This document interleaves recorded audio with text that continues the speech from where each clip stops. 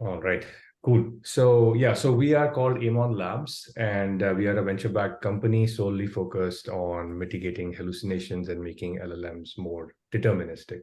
So for the presenters, my name is Puneet. I have experience for the last 10 years. I've been building monitoring and analytics related products at companies such as App Dynamics, where I worked for 7 years, had the good opportunity to build my product from 0 to 150 million ARR.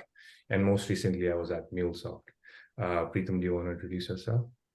Yeah, so I'm Preetham. Prior to this, I was at Netflix. I was part of the machine learning platform team. Worked there for 4.5 years.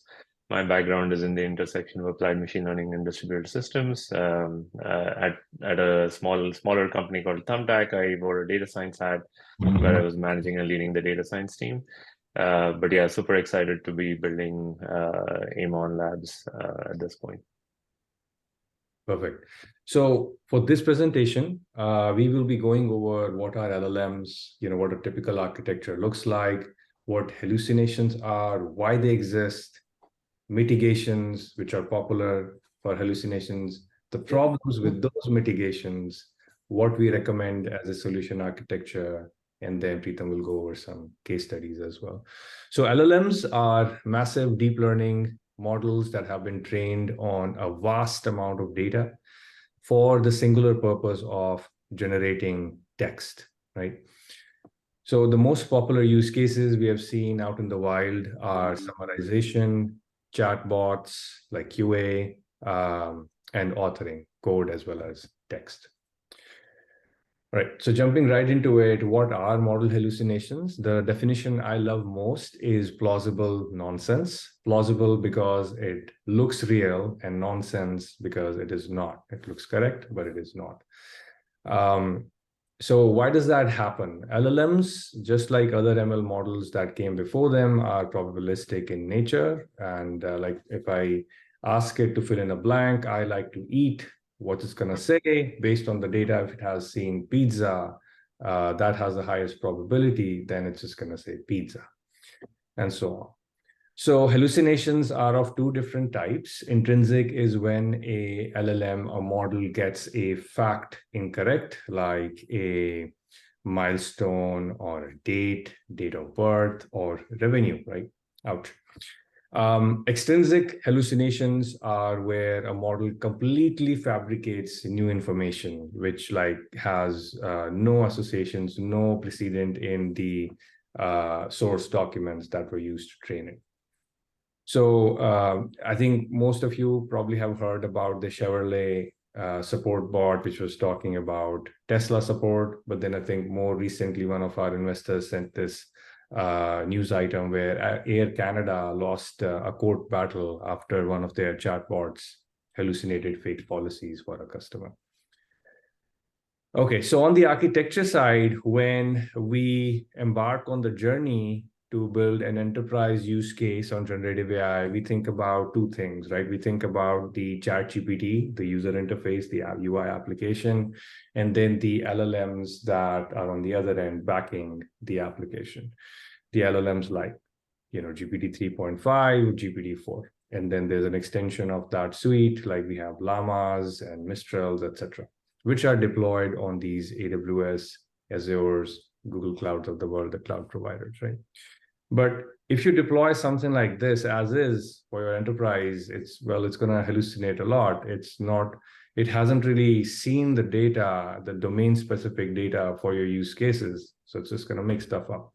So what are the two different ways of coaching it, of training it to know more about your data, right? So one is called fine tuning.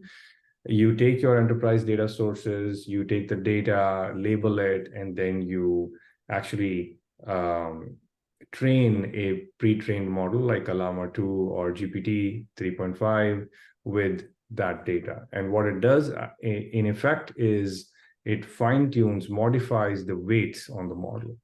The second technique is called retrieval augmented generation, or RAGs for short. What this is about is, taking the right data and providing it as context to the LLM at the query time. And we'll talk a little bit more in detail about this as well.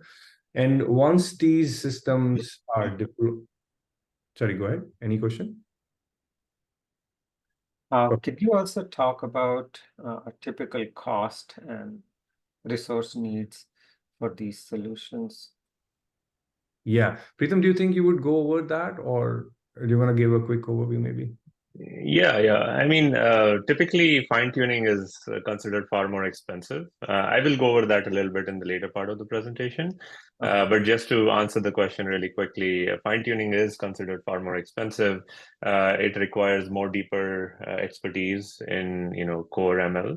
Whereas with RAGs, you need to be able to spin up your vector DBs, and depending on the size of your data sets, those can be expensive as well. But typically, if you compare the cost between fine tuning and keeping those fine tuning systems up to date and running, typically a lot more people prefer RAGs because of all of the tooling and support that's out there with the popular frameworks.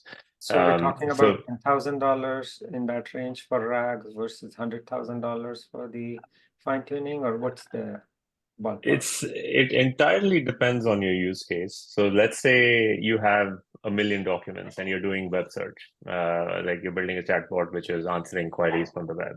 For instance, you're replacing Google search, right? That can go in the order of millions or even billions of dollars if you're keeping the search indexes up to date for something like that. But if you have an enterprise data source which has maybe say a few hundred documents, in that case, building a RAG is definitely much more cheaper. I would say in the order of maybe $2,000 or so, versus fine tuning it, because fine tuning, and again, fine tuning also depends on which model you are using. If you're using GPT-4, there's costs associated with that. If you're using your own internal models, it'll be cheaper because you'll only be paying for compute costs. Yeah. Mm-hmm. Makes sense. And Okay. thanks, Preetham. I mean, and if Yeah. I have to build it private, like like the infrastructure costs, how would that be? How much would, like, in the rough range? Yeah. So typically you tend to save a lot more costs if you build it in-house, and that's why a lot of people prefer open source models versus going via GPT-4 routes and just trying to fine-tune GPT 3.5 and whatnot. Um, yeah, again, hard to give you a ballpark on the numbers because it really depends on the use case and what kind of systems you need in place. There's a lot of variables there. For instance, do you just index the documents, and when you actually get the documents out, do you use something like Redis, which is again an in-memory database, right? So the cost of that can be variable. But yeah, if you folks are interested in chatting more about the costs, happy to give you an overview offline. Sure.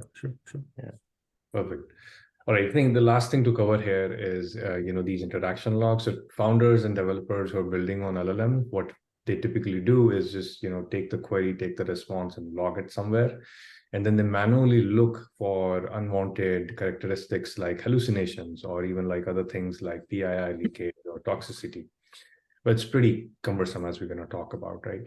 So jumping into fine-tuning a little bit, fine-tuning is a way to incorporate enterprise or domain knowledge onto a pre-trained model while also, modifying its weights. You could be modifying all weights or, just focusing on a few specific end layers. Yeah, I think I want to dwell on the considerations a little bit here. You can't really take the data in your enterprise data sources as is and train a model. You have to go through, labeling it, for example. And human labeling is very expensive. So you have to consider that.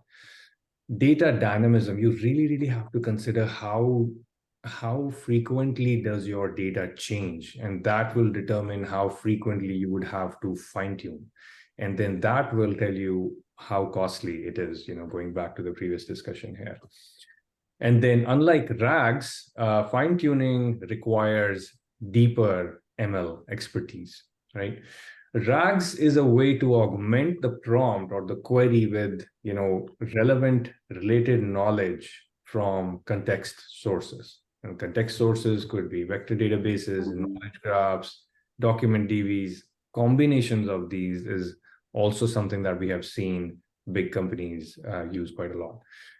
Considerations here, you have to have the right data. And this is a big point because many companies struggle to get the right data from internal teams or from external sources, right? Like if you don't really have data anywhere, then people also look into synthetic data generation techniques, right? So that's a topic in its own.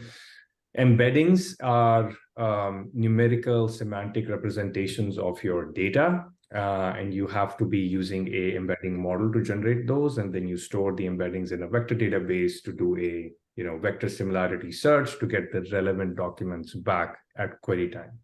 Now you have to be very careful about what embedding model you use because they also have different restrictions of their own. Like for example, context size. If you have a 1,000 token, 1,000 word document, and the embedding model only supports hypothetically 250 tokens, you would have to chunk your documents into 4 different pieces to be able to generate multiple different embeddings for those that get stored separately in the vector database. And then lastly, filtering. Okay, so you have a query for your LLM and you get a lot of context out from the vector database. How do you narrow it down, reduce the length of that context? Anecdotally, I can share my conversations. We have been talking with a big pharma company, and for the past few months, they have been working hard on implementing and improving their RAGs. They have actually gone from point A to point D, where they started with pulling in on an average 200 to 250 documents for each query. And then now they're at a point where they have narrowed it down to just 5,000 tokens for those queries on average. And they're still struggling with some of these hallucinations. All right, manual evaluations are pretty easy, like developers, founders manually perusing through some samples of queries and responses. And this is slow and costly. There's a thing called golden data sets. Basically, there's a practice of creating a triad of the query, the prompt, the context that is passed on to that prompt, and an ideal answer. And then people fire up some of these, like top 10, top 50 business critical questions or use cases, and check how the LLMs behave for those against the ideal answers. Now, this is, as you can imagine, this is very prone to breakage because in reality, the context and the prompts possibly also could change.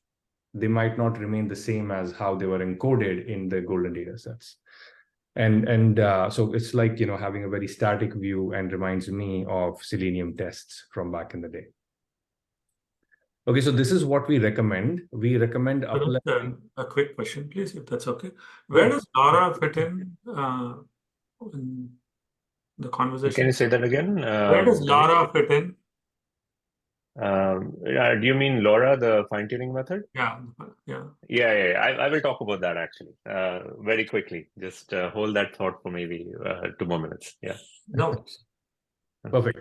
So we propose up-leveling the logging story into a monitoring story. So, using a detector, we have built a proprietary detector of ourselves, and Preetham will go over other alternative options too. So getting automated passage or sentence level hallucination scores is really important to minimize the manual laborious effort. And then also coupling that with an analytics engine on top, which gives you hallucination rates as well as tells you which ones are the top hallucinated topics.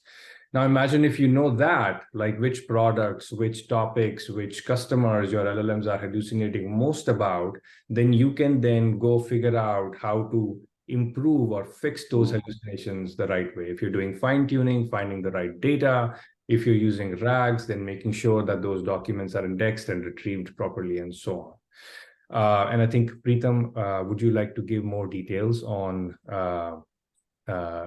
the solutioning aspect, and maybe you can present? Yeah, I'll do that. If you can stop presenting. Okay.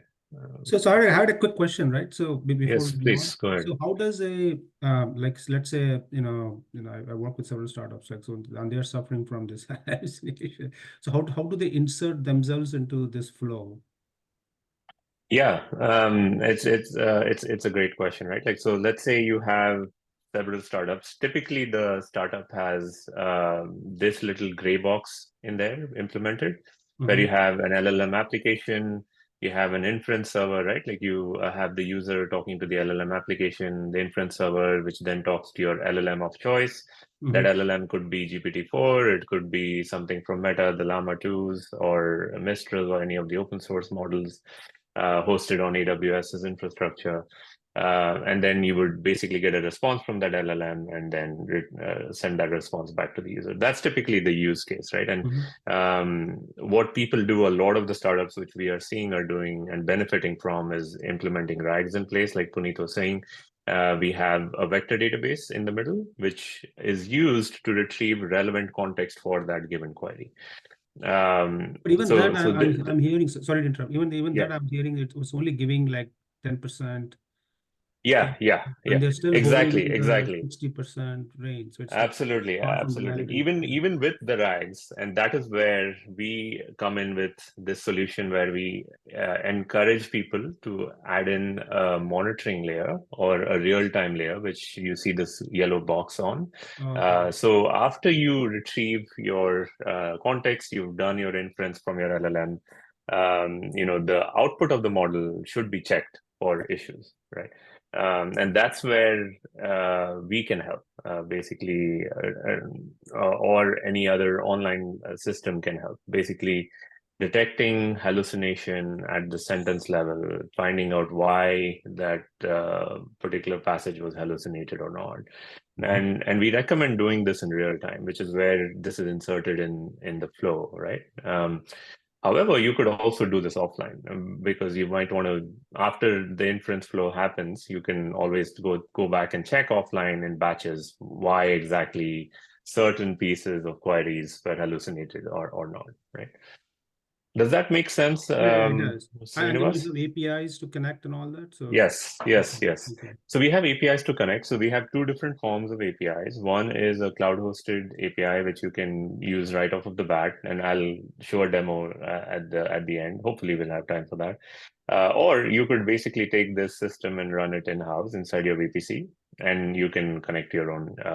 Just call these APIs from within your VPC. So if you're worried about things like security and sharing sensitive data out from between the clouds, you don't have to do that. You don't have to worry about that. So just a quick summary. So because I'm not as technical as you guys. So you got an API, you connect to this, then and then you guys do a scoring based on some proprietary logic that you guys have built. And then Yes. from there, what happens? So if the score is low, then what happens? Yeah. So great questions. I was going to cover that in the few slides, but just to answer that question, you could do two things, right? In real time, you can mitigate these detected hallucinations. There are several different ways of mitigating them. You could basically just block the content outright, like that's a heavy hammer, right? You would say, "Oh, this thing is hallucinated. It's not." It might give you legal liability, or it might actually reduce your reputation, so you don't want to show it to the user. But then there are some other cases where it is okay to show some hallucinated text, but you educate the user. You could just show some treatment on the UI which says, hey, here's the banner which says this is possibly hallucinated, handle with care. The third piece, which is quite popular, is restating the prompt. You could do a simple retry. Once you've detected an issue, you could basically retry the inference, and you could say, add a lower temperature setting or restate the prompt to get a better outcome. Right? Obviously, there's trade-offs between how much latency you want to incur and the number of retries and the kind of hallucination rates that you're looking for. Entirely depends on your organization. There. Does that answer your question? Yeah, no, perfect. No, that Great questions, by the way. Any other questions before I move on? Maybe I have one, right? So Sure. hallucination is inventing something, right? There is no data, but inventing some answer from one word out of the question. But I've seen the LLMs make a couple of other mistakes. Right? For example, the answer is there in the context with the RAG, but it comes back says, I don't know, right? Yes. And sometimes it says the right answer, but then produces a lot of fluff around it where like people get confused, right? Why do I need Yes. to know all this, right? Is it relevant to Uh-huh. my question? Do you Yes. consider those to be hallucinations as well, or like they're Yeah. different? So for the first case, that is indeed a form of hallucination that we have seen quite often. The second case is more of a relevance point. Mhm. Now, hallucination, is like a subset of this whole topic of how relevant is your output of the model, right? I believe the second piece where it adds more fluff and doesn't directly answer the question, it's just adding noise.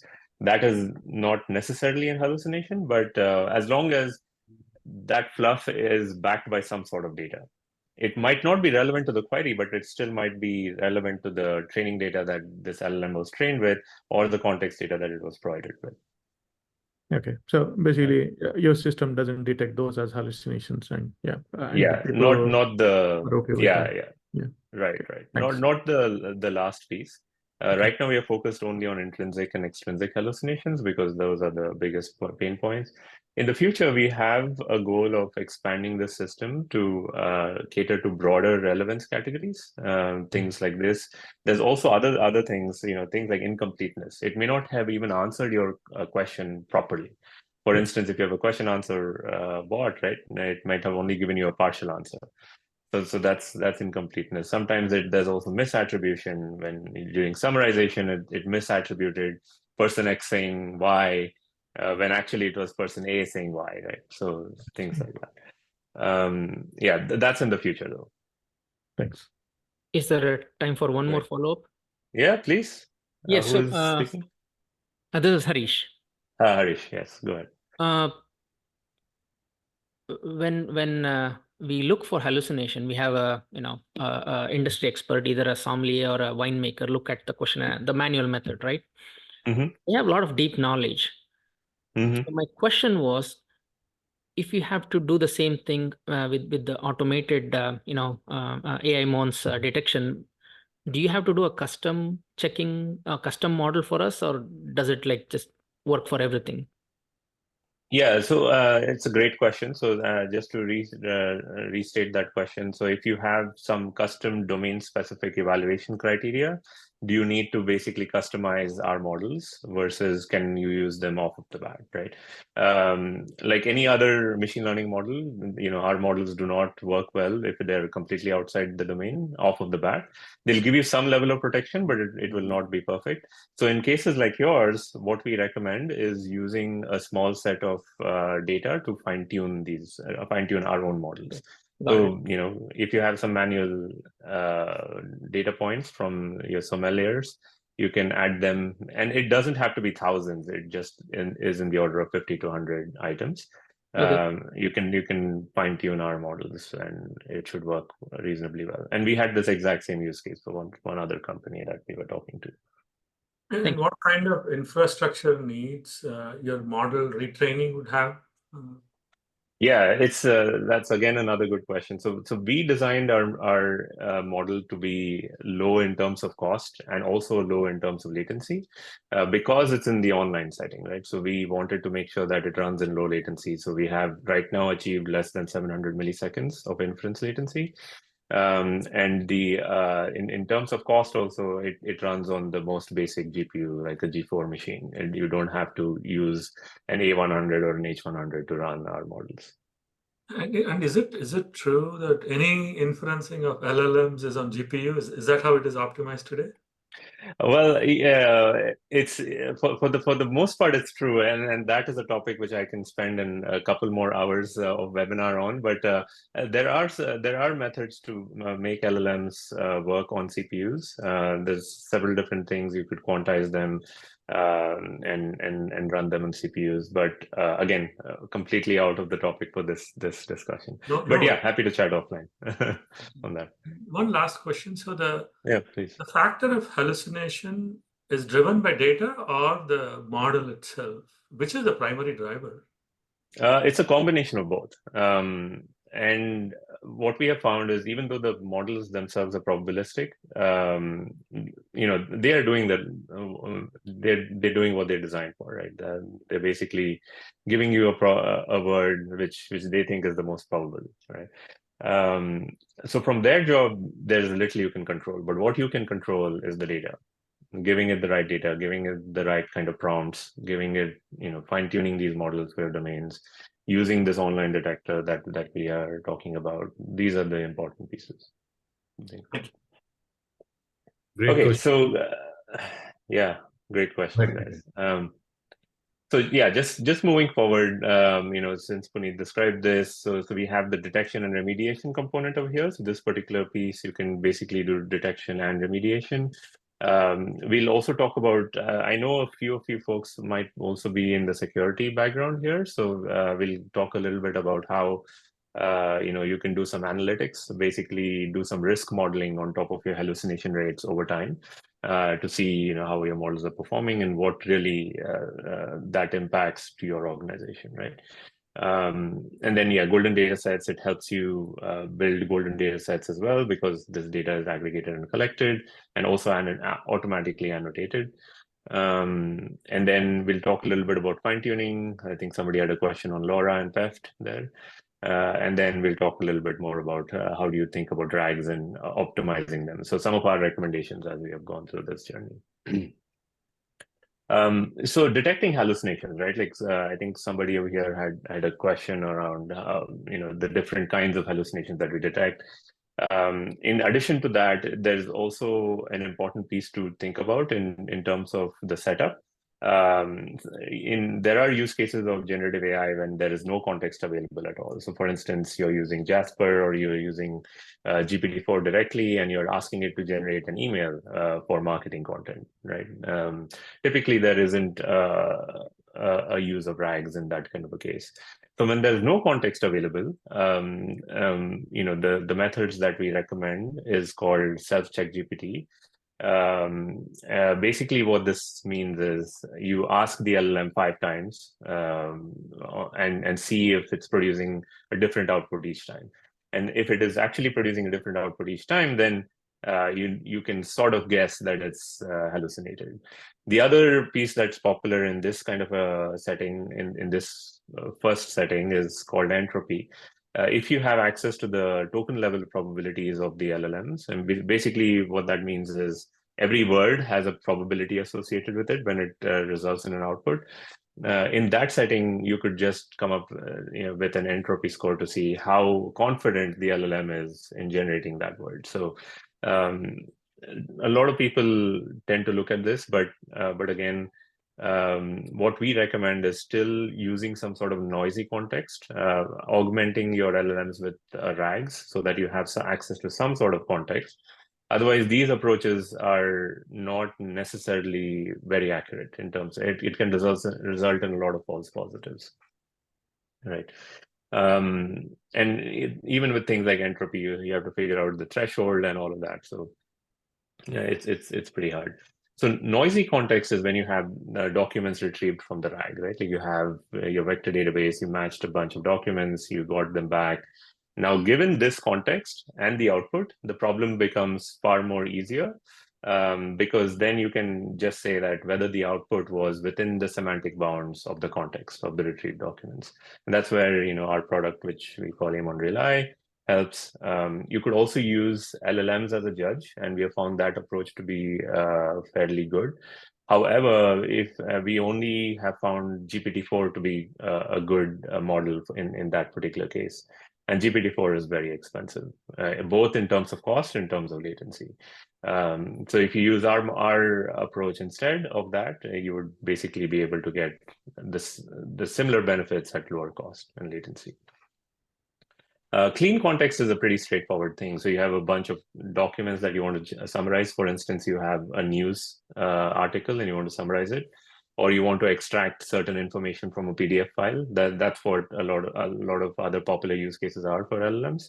And in this case, it's impossible for the LLM to there's basically no issues, right? You know that the content has to be generated from these input documents. It cannot be from any other thing.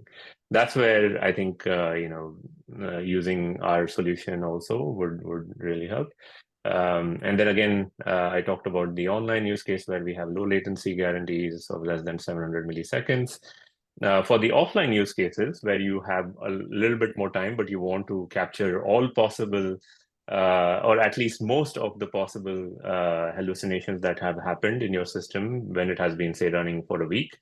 In that case, we have a slightly different product which runs in a little bit more latency, but gives you a higher accuracy of capturing these hallucinations, and also it helps you. It tells you exactly why we thought that was a hallucination or not, in addition to sentence level scores. And again, GPT-4 does a good job of this as well. So these are two options that we recommend. Mitigating hallucinations. I'll go over this quickly because I just talked about it based on someone's question here. You could use simple retries using lower temperature settings. You could block the query. You could add user education via warnings, or just restate the prompt. You could basically state the prompt and say, hey, this was something that you got wrong with this particular sentence, and just do a retry based on that. This analytics dashboard might be interesting for folks here who are looking at it from a security angle. We've been talking to a few companies, Fortune 500 companies, who are interested in something like this. So just quickly coming back to this diagram, right? So after you have detected issues online, all of this data is logged and you have access to a dashboard. And this dashboard can be customized. Right now, we support a hallucination rate. Basically, you can track the hallucination rate over time for various different models. And it gives you the number of violations that happened, and if there were any spikes on a certain period of time. And if you click into this data, which right now is a little bit manual, but if you click into this data, you can actually find the kind of topics that were hallucinated. So maybe a certain set of your users saw hallucinations versus a different cohort of users, right? For instance, in the wine case, maybe for Cabernet kind of wines, people saw a lot more hallucinations, but not so much for Merlot wines, maybe. And we have seen these kind of behaviors, and there are different reasons why that happens. We'll go over two case studies, which might be of interest to you, which talks about these actual scenarios where we have seen these hallucinations and why they happen. Any questions before I get into a little bit more details? Can you go back to the previous chart? Yes. So you're saying that the hallucination rates vary obviously the models that you pick, right? Are there any other factors, influencing factors? Yeah, it could also be the kind of application. So for instance, in addition to the model, you also have, for instance, a recruiting application. So a combination of the kind of model you use for your recruiting application, plus the data that is available and the setup. For instance, are you using RAGs or are you not? Or are you actually putting in real-time controls or are you not? So those things actually factor in. And you provide visibility into all of that for the entire life cycle of the development? For the application lifecycle, which runs online. Okay. Once the application has been run online. For the development lifecycle, basically from the point where you start building your models, that is currently not supported. The thing that we support there is to give you an automated evaluation tool, as opposed to trying to label each item that you logged manually. So that's basically what we support. We're not getting into the whole offline iteration cycle piece. Yeah, you're not on the CI/CD side of things. Yeah. Not so much on the CI/CD side. Okay, great. So that's the analytics piece. So then let's talk about offline evaluations and golden data sets. And like I just said, offline evaluations need to be done in a scalable way, right?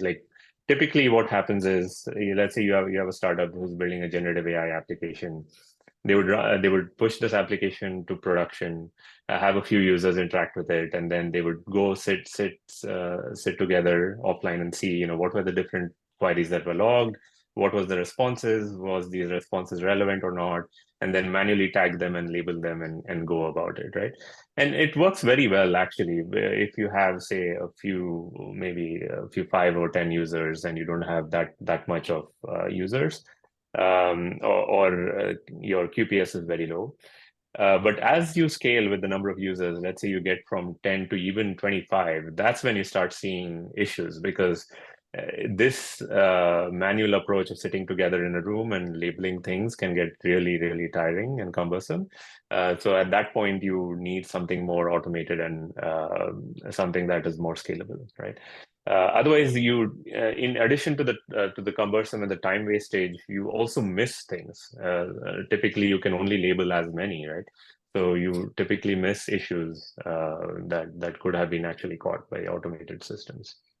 Yeah, I think I can share an anecdotal story here. We've been talking to a popular messaging company, something like Slack, and they have a feature to summarize the last 50 to 100 unread messages, and they were seeing a lot of hallucinations in those. And I asked them, how are they sort of like finding where hallucinations are happening, and they said that like 8 to 10 ML engineers get into a room a couple of times a week, and we do like 100 hallucinations per hour, which is like engineers' capacity. That's pretty expensive. Sorry, Preetham, go ahead. Yeah, no, that's a great point, because also wastage of engineering resources, I would say, because their time is best spent in doing other things than actually labeling data, right? And even if you contracted this out to, say, a third-party human labeling service, that also is expensive. We have seen costs of anywhere between $10,000 to $20,000 for very, very small amounts of data to be labeled. And this is just like 10,000 data points or 15,000 data points to be labeled. So it's very expensive, especially if you hire in the US. And even if you hire outside, it's not drastically cheaper. Okay, so just going through this topic a little bit. So golden data sets, that's typically, as Puneet had said, these are top business critical queries that you aggregate together and you run in a regression setting using a popular CI/CD framework of your choice. These are just some of the best practices that we recommend. We don't necessarily support creation of golden data sets at this point, but if that's of interest, we are happy to chat about it.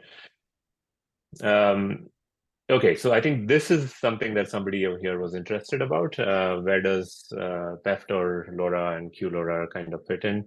So this generally fits into the fine-tuning techniques. And typically, fine-tuning is required when your ICL, or when you use like prompt engineering and augmented with RAGs, doesn't work very well. And your domain is so drastically different that from the training data that was used to train these LLMs, that these LLMs don't do a good job at all. So that's when we actually recommend doing fine tuning. And if you do get to the point where you have to fine tune these models, we recommend using PEFT, and PEFT stands for parameter efficient fine tuning, and which is a very popular technique these days. Some of the techniques that fall under PEFT are LoRa and QLoRa. Basically, what LoRa stands for is low rank adaptation. And what it does is, given your large LLM model, it freezes the entire model, and it uses rank decomposition matrices in each layer. Now that's getting a little too technical, and again, I can spend another half an hour just talking about that specific thing. But the way to think about it is, you freeze the model while you're training it. You only train a small set of parameters on each layer of this neural network architecture of this model. Right. And this particular insight actually reduces the number of trainable parameters by 10,000 times. So if you're training, say, Mistral 7B, which is 7 billion parameters, you only end up maybe training 2 million parameters. You don't have to train the entire 10 billion parameters, right? And the most important piece here is it requires 3 times lesser GPU memory. This is the difference between using an H100 GPU, which you have to pay $15 an hour for, or H100 is actually $32 an hour for on AWS, versus using, say, a G4D and a basic GPU, which you only have to pay $4 an hour for, right? That is the price difference that you're looking at, which is why we highly recommend using LoRa and PFD. The other version of LoRa is called QLoRa, which is just quantized LoRa, and quantization is a way to actually shrink the model by using a certain set of techniques, which again is the details of it is out of the scope of this presentation. Let's just see how we're doing on time. Okay, so we have 10 minutes. Yeah, please. Question on, say, quantized LoRa. So just to be sure, the overall footprint reduces? Yes. Quantization essentially reduces, again, what it basically does is, you have say float 32 numbers that are represented as part of weights inside each of these LLMs. With quantization, the most simple form of quantization is reducing it to, say, from 32 to 16. So that automatically shrinks the size by half, right? And LoRa actually uses a small number of trainable parameters. So that way you don't have to load the entire LLM into GPU, right? You only have to load those parts that you need to train, which is great for optimizing GPU memory. No, wonderful. Thank you. Great. Any other questions? Okay. Great. So retrieval augmented generation, right? Like, just to touch upon this topic, this is typically how a RAG system is generated. So you have a system prompt where you're saying, you're prompt engineering this LLM to say you're a helpful customer support bot. Use this context while answering the customer's question. And these documents that are highlighted in purple are the ones that are retrieved from this vector database here. That's shown in the picture there. You would also add things like make sure to not generate any output outside the context. And a small side note of here, when you use capitalized statements here, it tends to resonate much better with the LLMs. There was some research paper that came out recently that talked about capitalization actually helps the LLM focus a lot more on that particular instruction. So another tip there, in case if you're trying to just like a human being, right? Yeah, exactly. Just like a human being, when you highlight all caps versus not, just to gather people's attention. And then you have the user question, which is then injected by the user, right? Like in the agent prompt. Yeah, so this is just to give you an overview of how actually a RAG prompt looks like and where it comes from. These documents are actually expanded and in terms of text and just placed in this placeholder here. Okay, so yeah, context retrieval. So important things to do not retrieve too many documents. One of the companies, and it's then the case study later on, was basically were retrieving all sorts of documents. Basically, they were an automobile company, and they were matching documents related to a car model versus car model and year. When you match a car model, it matches documents from 2000 to 2024. So that's a really, really wide context window, and LLMs typically don't do a good job when you have that wide of a context window, right? Some LLMs can't even support that large of a context window. You have, say, a 32,000 context limit sometimes. So focus on retrieving a small set of the most relevant documents. That's the most important piece. Versus retrieving a large number of documents. And then we have seen people struggle with optimizing index queries. Like, how do you actually query the vector DB properly? For instance, if somebody says car in your query, or says wine in your query, right? Like, that is literally your query. What do you do with that? You can't match. If you try to match all of the documents related to wine or car, it will match your entire set of documents. We do not recommend that. What we recommend people to do is a classic form of search technique, which was used in traditional search like Google search and Yahoo search and whatnot, which we call query expansion. So instead of wine, you would also augment it with saying date. So the insight that you can use is when somebody says wine, they're typically looking for wine within that area. So if you have access to their location, add that location information in your query also. And if you say have access to the dates, they're typically looking for wines maybe in the last 5 years, or looking for cars in the past 3 years. Add that information in there too. So now your query becomes car in the year 2022 to 2024 in and around the Campbell area, for instance. So now you have a much more structured query, which you can match more precise documents with, right? So that's typically what we have seen people struggling with and having problems with as well. And rigorously experiment offline. I can't stress this enough. It's very important to test with all of the expected queries and use cases that you have before you launch it to production. Okay. Yeah, so that was about the different techniques, and we'll get into a case study over here.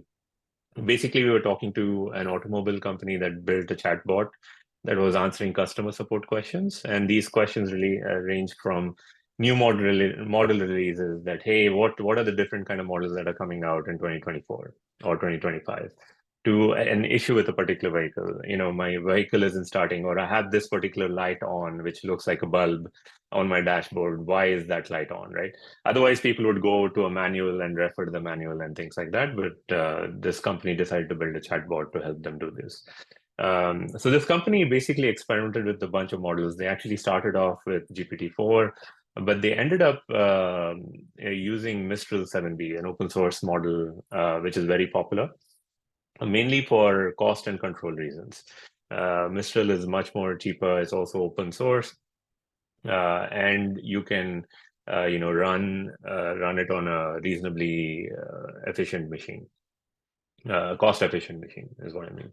So they basically took Mistral and did some prompt engineering on it, and they ran into some hallucinations with this particular model.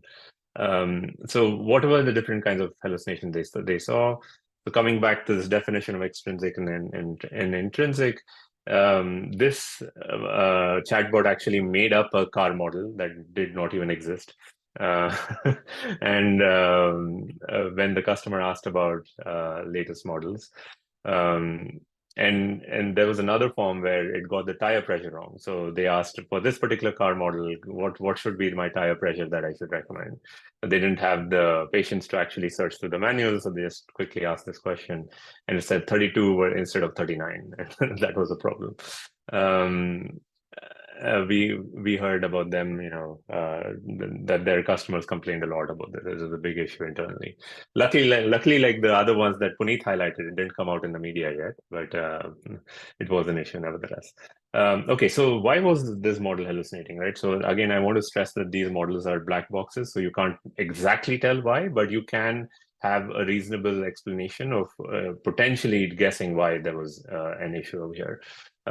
So what we found was that the documents in their index were out of date. So newer documents were never even indexed, which is where we suspect the tire pressure intrinsic error happened, because it did not get the latest tire pressure recommendations that were put out there for that particular car model.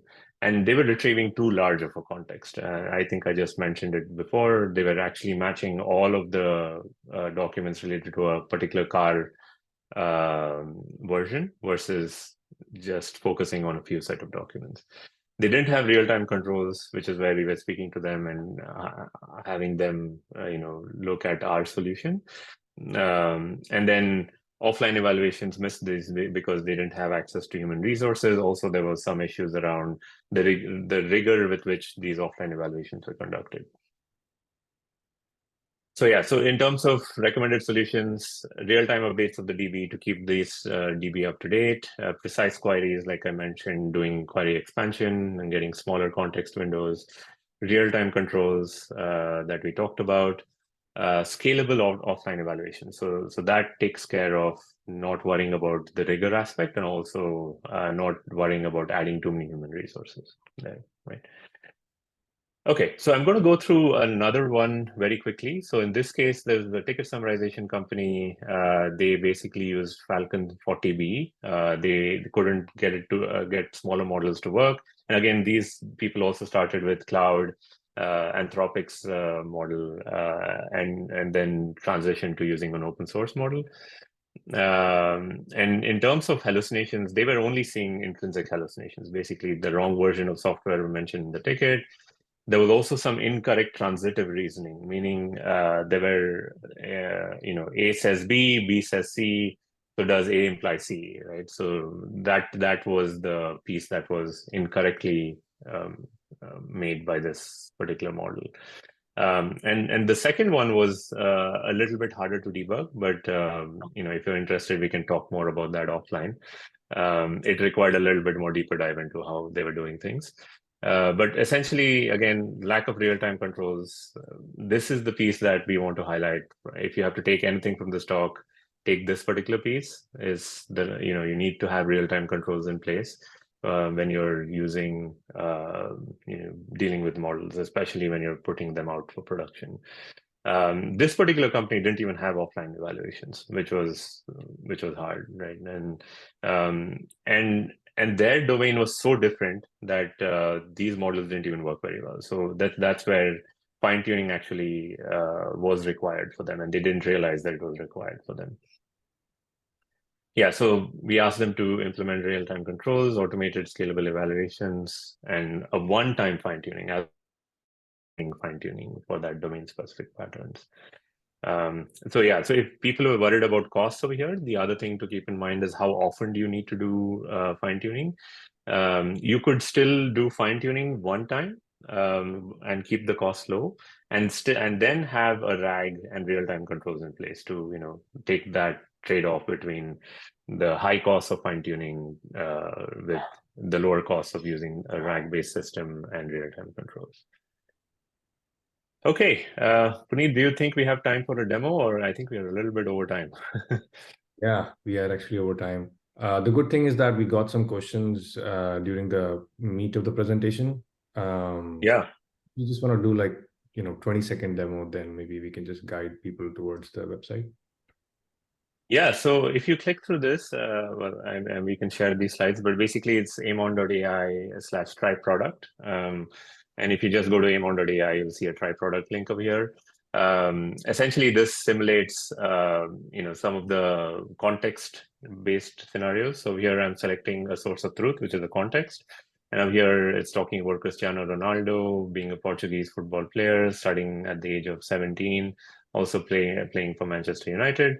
And then if you want to simulate a test text, basically something that the LLM would have generated, then this example over here is a classic extrinsic hallucination case where it's talking about a former astronaut and they scored 1,000 goals and whatnot. So if you hit this detection piece, we basically at the sentence level are able to tell you what were the sentences that were hallucinated. So here we found these two sentences to be hallucinated. Obviously, him being a Portuguese football player is correct, so that's not hallucinated. Yeah, so that was a very quick demo. There's a ton more to this. And we're also looking for feedback if there are ways you think that this presentation didn't address. Sorry, the problems that you think that this presentation didn't address, do let us know. We have our email addresses right here. You can reach us at puneet@amon.ai or preetam@amon.ai, or send us a LinkedIn request. You can find us on LinkedIn too. Happy to chat about that offline. Puneet, do you want to close it out or? Yeah, no, I just wanted to see if there are any questions. Yes, please. Yeah. Folks, any additional questions here before we close it out? One general question. So it is required that we fine-tune your model to play it out well in the enterprise ecosystem. Did I get that part right? So, if a typical enterprise use case, if you're say doing summarization, we have found that our model works well off of the box. okay. Even if you need to fine tune, we have a script which you can just quickly run. on your machine, and it should be able to fine-tune our models. So there is very low effort in doing either of those things. But yeah, it should work out of the box. Yeah, and just reflecting, it was a fantastic presentation, a lot of learning too. Thank you very much. Yeah, thank you very much. Thank you. So Preetham, one last question, like excellent presentation. Sure. Can you chat a bit about that Air Canada chatbot? Like in your mind, like, do you think they were using RAG and like what went wrong? Yeah, so we actually tried reaching out, and we haven't spoken to Air Canada as of yet. We have tried to reach out to them. We suspect that they were using RAGs, but they didn't have any real-time controls in place, and that's where an issue like this happened. Which is where we stress that even when you use a RAG, like somebody else was saying in this presentation, that the benefit that you can get is about 20%, and the best case that we have seen is about 60%. You still have a 40% chance of something going wrong, and you just need that one item to go wrong to make it to a news article like that, or to give you some sort of legal liability, right? We are pretty sure they didn't have any real-time controls because of which this thing happened. Yeah, and we are trying to reach out to them to see if they're interested in talking to us. So with your software, how much impact does it make from 20% to where? Yeah, so the way to think about us is we are an additive set of mitigation techniques. So in addition to preventative techniques like RAGs, which help you ground your LLMs essentially, help them prevent hallucinations. We are more of a reactive technique, meaning after the LLM has generated some output, you could basically check then and there whether it was hallucinated or not. So it gives you this additional layer of protection. And in addition, from the 60%, you would get, say, another 40%, say about 35% in protection. So we can obviously not catch everything as well. So there will always be that small set of false negatives that we missed. But hopefully over time we'll improve on that. And what would be the latency that would be introduced because you come in between, right? Yeah. And I think coming back to this slide over here, basically, so we run under less than 700 millisecond latency because the model that we have built is a proprietary model. We have thought about it from ground up. This isn't another LLM that we use, and we have trained that model. This is something that we have built from scratch, but it works only for this specific use case. Yeah, and works really well for that. And yeah, as we also showed in the demo, right? When Preetham hit detect, it actually invoked the model and came back pretty fast. Yeah, I would say play with it. Play with the sandbox. Give us feedback on that. Yep. Awesome. Thank you. Thank you very much. Thank you, guys. Thank you very much. We'll stay in touch. Thanks. Thank you. Thanks for attending. Thank you very much. Bye-bye. Thanks, folks. Thank you. Great presentation. It was very helpful. Thank you. Thank you, guys. Bye. All right, let me stop recording.